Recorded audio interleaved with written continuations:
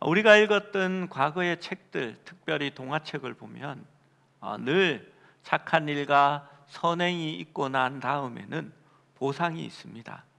그래서 그 끝은 늘 이렇게 끝났던 것 같습니다. 행복하게 오래오래 잘 살았더라 라는 그런 내용 말입니다. 그런데 아브라함은 15년을 여행하여 가나안의 약속의 땅으로 왔습니다. 그리고 마침내 세겜에 이르렀을 때에 하나님께서 이 땅을 너희 자손에게 주겠다 약속하셨습니다. 그러면 15년의 순종의 삶을, 말씀을 따라 내려왔으면 이제는 그 결론이 나야 하지 않을까요? 아브라함과 사레가 아들, 딸을 놓고 행복하게 오래오래 잘 살았더라라는 그런 내용을 기대하게 됩니다. 그런데 약속의 땅에 와서 아브라함은 기근을 만나게 됩니다. 하나님을 믿는 사람들도 늘 잘못 생각하는 것이 있습니다. 하나님 안에 거하고 주님이 축복하신다면 우리의 인생길은 만사형통해야 한다라고 생각하는 겁니다. 그래서 좋아하는 찬송도 무슨 일을 만나든지 만사형통하리라. 그런데 여러분의 삶이 늘 만사형통합니까? 많은 사람들이 이것에 대해서 오해합니다. 저는 사실 이것이 기독교의 신화라고 생각합니다.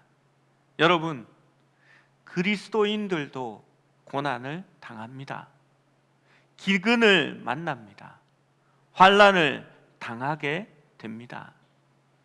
많은 사람들이 그리스도인은 아파도 안 되며 병들어도 안 되며 사업에 실패하지도 않아야 한다라고 생각합니다.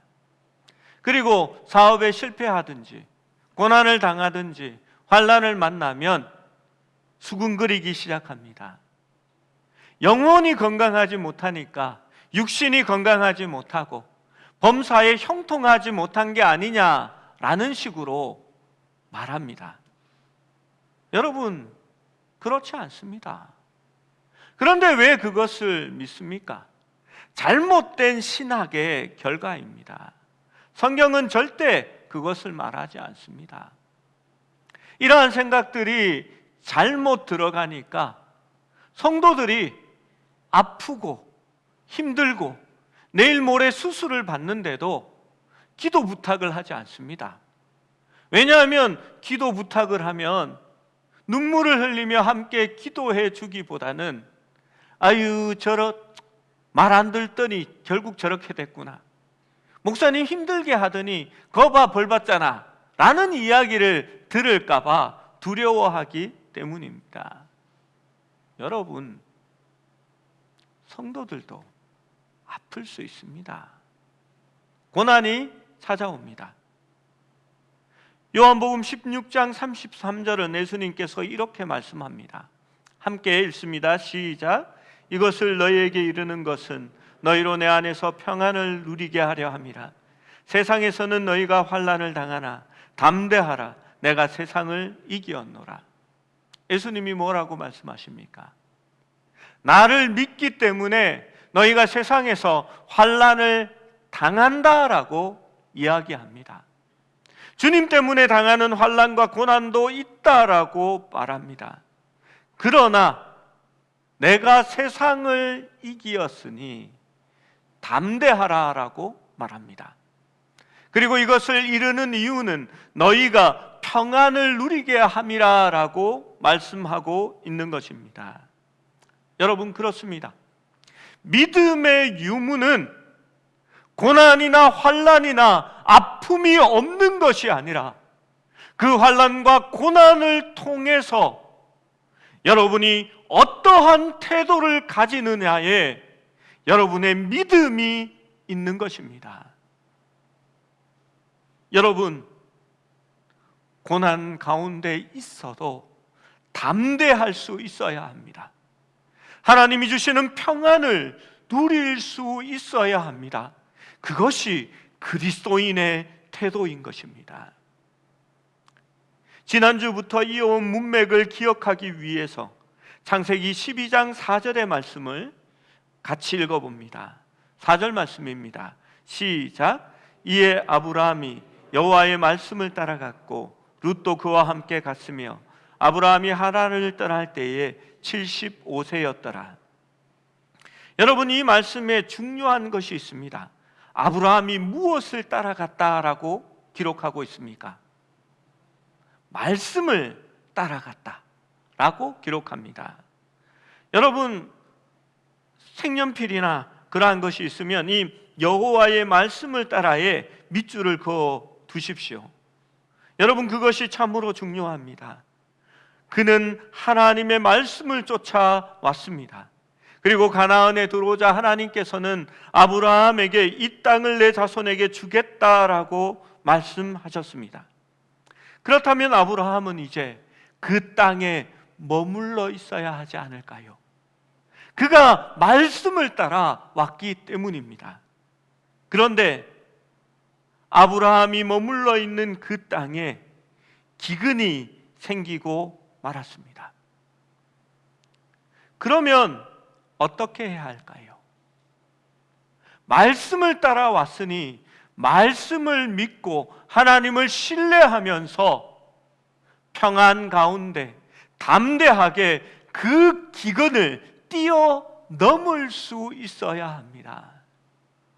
여러분, 거친 파도가 닥쳐올 때에 그 파도와 바람을 통해서 하나님과 함께 그 파도를 뛰어넘는 자가 있다면 두려워하고 그 파도를 피해 꽁무니를 치다가 휩쓸려 버리는 사람들도 있습니다.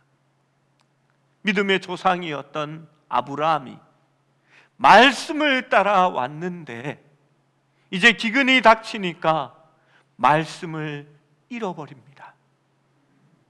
그의 비전을 놓쳐버린 것입니다.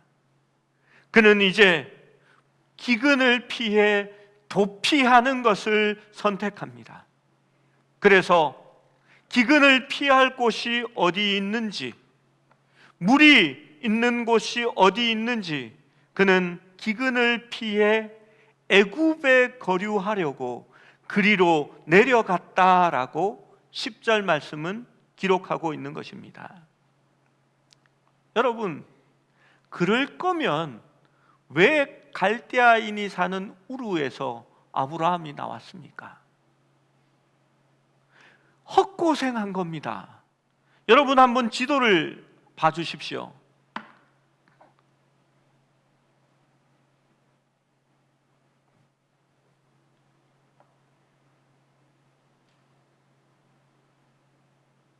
예, 1부 때는 나왔는데 2부 때는 지도가 사라졌다라고 사인이 왔습니다. 여러분, 우르라는 곳이 어디냐 하면요, 메소포타미아 지역입니다. 유프라테스 강과 티그리스 강이 내려와서 합류하여서 수많은 강줄기가 흩어져서 바다로 들어가는 곳입니다. 여러분, 이 우르라는 곳에는 수산궁이 있었던 것처럼, 물 위에 궁전을 지었던 것처럼 수많은 물이 있었고 절대 물 걱정을 하지 않는 그러한 곳이 바로 이 우르라는 곳입니다. 아브라함과 데라는 그 우르를 떠나왔습니다. 그리고 데라는 하란에 머무르게 됩니다. 하란도 이 유프라테스 강에 강줄기가 있는 곳이지요. 그때 하나님께서 아브라함에게 찾아오셨습니다. 너는 아비 친척 본토를 떠나서 내가 내게 지시할 그곳으로 가라라고 말씀하셨습니다. 아브라함은 75세 때에 그 부름을 받아들이고 자신의 받을 유산도 포기하고 아비의 집과 친척과 그 집을 버리고 이제 가나안 땅으로 내려온 것입니다. 여러분, 그 여행의 길이 순례의 길이 몇 년이라고 말씀드렸습니까? 15년을 내려왔습니다. 무엇을 따라왔습니까? 여호와의 말씀을 따라 내려온 것입니다. 그런데 이제 그렇게 말씀을 따라왔던 아브라함이 다시 물을 찾아 나일강 유역인 이집트로 거기에서 우거하려고 다시 내려가고 있는 것입니다. 여러분, 무엇이 문제입니까? 아브라함은 하나님을 놓쳤습니다. 말씀을 따라 내려왔지만 이제 말씀을 놓쳤습니다. 삶의 방향을 잃은 겁니다. 기근이 그를 바꾸어 놓았습니다. 그는 분명 먹고 살기 위하여 가나안에 온 것이 아닙니다. 그것을 포기하고 버리고 말씀을 따라 내려왔던 아브라함이 이제 먹고 살기 위하여 말씀을 버리고 애굽으로 떠나가는 것입니다. 본인의 인생이 15년을 두고 말씀을 따라 내려왔던 그 의미가 이제 사라지고 만 것입니다. 여러분, 하나님을 놓치고 약속을 잃어버리면 어떤 문제가 따라오는지 아십니까? 자신의 복이 없어지는 겁니다. 약속을 잃어버리면 사람이 두려워집니다.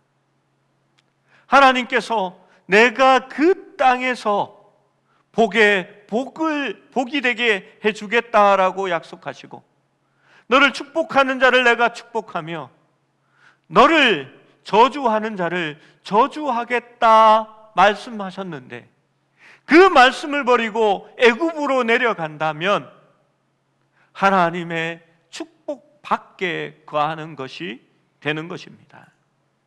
그는 이제 두려워하기 시작합니다. 12절 13절의 말씀을 같이 읽어봅니다. 12절 13절입니다.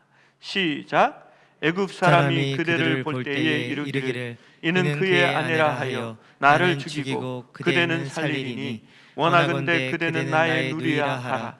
그러면 내가 그대로 말미암아 안전하고 내 목숨이 그대로 말미암아 보존되니라 하니라. 결국 그 아내를 통하여 자기가 살아보고자 하는 비겁한 그러한 이야기를 전하게 됩니다. 왜 이런 일을 합니까? 하나님을 잃어버리고 약속을 놓치면 두려움에 스스로 빠져들기 시작합니다. 하나님의 약속을 기억하고 있으면 그 약속을 이루기 원한다면 그때라도 다시 돌아가야 했습니다. 여러분, 하나님께서 아브라함과 사레를 통하여서 가나안 땅에서 하나님의 큰 민족을 이루게 하셨다라고 말씀하셨습니다. 여러분, 아브라함이 그 약속을 지키려면 어떻게 해야 합니까? 절대 아내를 빼앗겨서는 되지 않습니다. 그런데 아브라함은 지금 무엇을 생각하고 무엇을 두려워하고 있는 겁니까? 아내는 빼앗기더라도 내 목숨은 부지하겠다라고 생각하는 겁니다. 그는 약속이 마음속에 없습니다. 하나님의 약속을 이루려고 하는 소망도 잃어버린 것입니다. 아브라함은 하나님이 주신 땅에서 큰 민족을 이루고 너는 복이 될지라라는 약속을 받았습니다. 그러나 기근 앞에서 모든 것을 포기해버리고 만 것이었습니다. 아브라함은 결국 그의 두려움 때문에 사레를 애굽 왕 바로의 손에 빼앗기게 됩니다. 그가 두려워하지 않고 사레는 나의 아내다라고 말했으면 그 일을 피할 수 있었는지도 모릅니다. 그러나 그는 두려워했고 결국은 그의 잔꾀로 말미암아 스스로 무덤을 판 격이 되었습니다. 사례를 빼앗기고 그 대가로 바로에게서 큰 담례를 받았습니다. 여러분, 믿음의 조상이 될 아브라함의 모습을 이제 바라보십시오. 그는 아내를 빼앗기고 수많은 재산을 받았습니다. 여러분, 아브라함의 마음이 어떠했을까요? 이 얼마나 초라하고 형편없는 남편입니까? 아내를 팔아 기근에서 구원을 받았습니다. 그러나 하나님의 약속은 이제 없어져 버렸습니다. 그가 15년의 순례길을 한 것이 아무 소용이 없게 된 것입니다. 12장 10절 2절의 아브라함은 하나님을 신뢰하고 순종하고 말씀을 따랐던 아브라함이었지만 이제 그는 무기력한 패배자가 되고 만 것이었습니다. 여러분, 답답합니다. 제 아내가 사례고 제가 아브라함이었으면 죽었습니다. 바로에게 죽기 전에 집에서 결단 났을 것입니다. 여러분, 이런 못난 남편을 믿음의 조상이라고 여러분 말할 수 있을까요?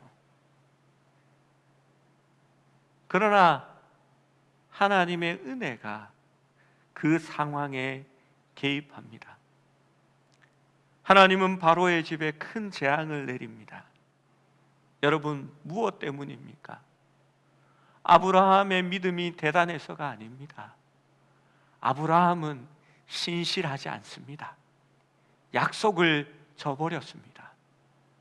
그러나 약속은 당사자가 같이 하는 것이지요. 하나님은 신실하셨습니다. 하나님은 그 약속을 지키기 위해서 아브라함의 삶에 개입하신 것입니다. 하나님은 여전히 아브라함에게 약속하신 것처럼 아브라함과 사례를 통하여서 큰 민족을 이루게 하시고 온 세상을 구원할 하나님의 왕을 주시기를 원하셨던 것입니다. 12장 18절의 말씀은 참 재미있는 구절입니다. 우리 18절의 말씀도 같이 읽어봅니다. 시작. 바로가 아브라함을 불러서 이르되 내가 어찌하여 나에게 이렇게 행하였느냐? 내가 어찌하여 그를 내 아내라고 내게 말하지 아니하였느냐? 여러분, 아브라함의 모습을 보십시오. 위대한 아브라함, 믿음의 조상 아브라함이 믿지 않는 바로에게 거꾸로 꾸지람을 듣고 있는 것입니다. 비난을 받고 있는 것입니다. 세상 앞에 부끄러운 모습을 보이게 된 것입니다. 아브라함이 당하는 수치입니다. 믿음이 없는 세상 사람에게 믿음의 조상이 될 아브라함이 창피를 당하고 야단을 맞습니다. 장차 한민족의 족장이 될 인물이 거짓말로 인해 추방당했다고 하는 것은 여간 불명예스러운 일이 아닙니다. 여러분, 아브라함이 구원을 받을 수 있었던 것은 그가 멸족되지 않고 애굽에서 나올 수 있었던 이유는 바로가 아브라함 배후에 있는 하나님을 경험했기 때문입니다.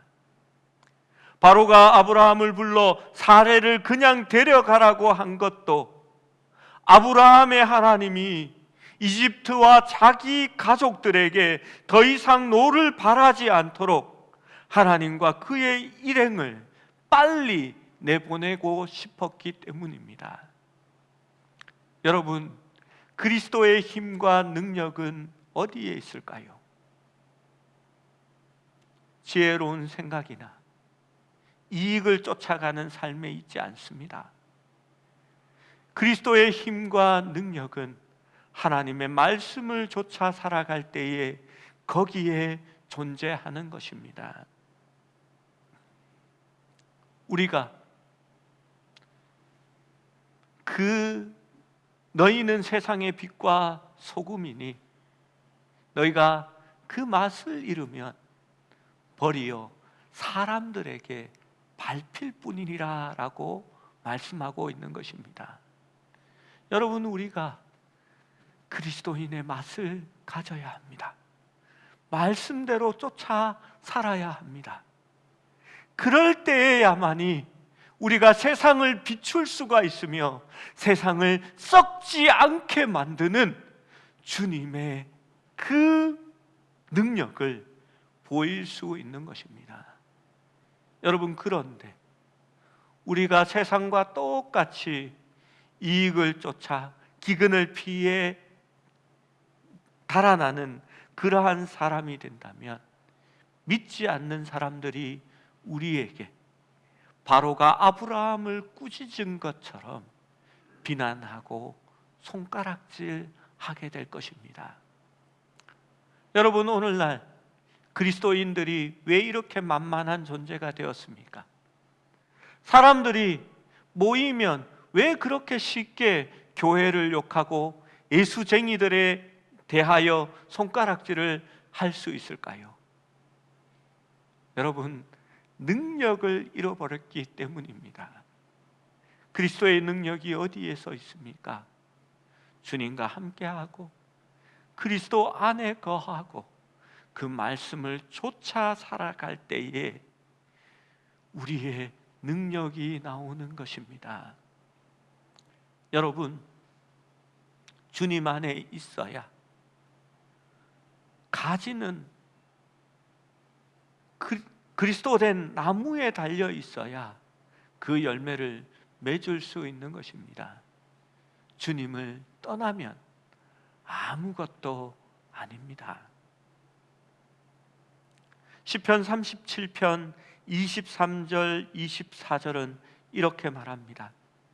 여호와께서 사람의 걸음을 정하시고 그의 길을 기뻐하시나니 그는 넘어지나 아주 엎드러지지 아니함은 여호와께서 그의 손으로 붙드심이로다.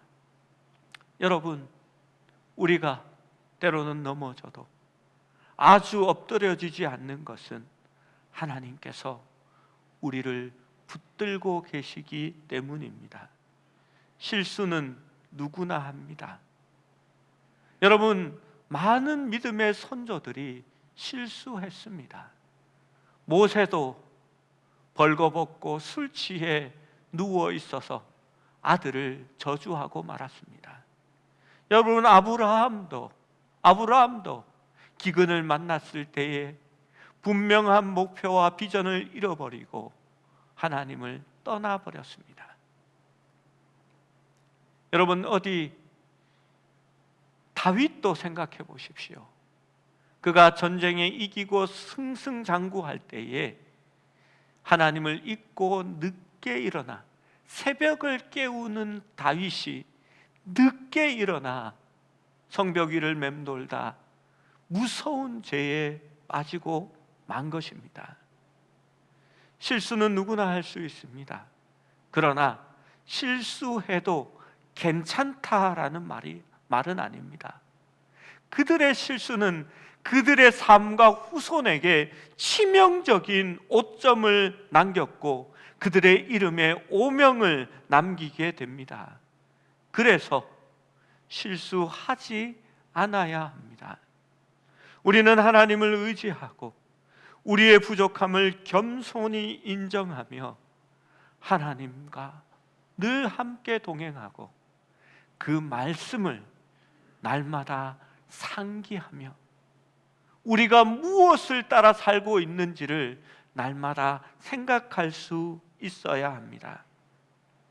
에레미야가 3장 22절 23절은 이렇게 말합니다. 여호와의 인자와 긍휼하심이 무궁하심으로 우리가 진멸되지 아니함이니이다. 이것들이 아침마다 새로우니 주의 성실하심이 크시도소이다 라고 말합니다. 여러분, 왜 아침마다 새롭다라고 표현할 수 있었을까요? 왜냐하면 아침마다 무궁하신 주의 인자와 긍휼하심을 느꼈기 때문입니다. 어떻게 느낄 수 있었을까요?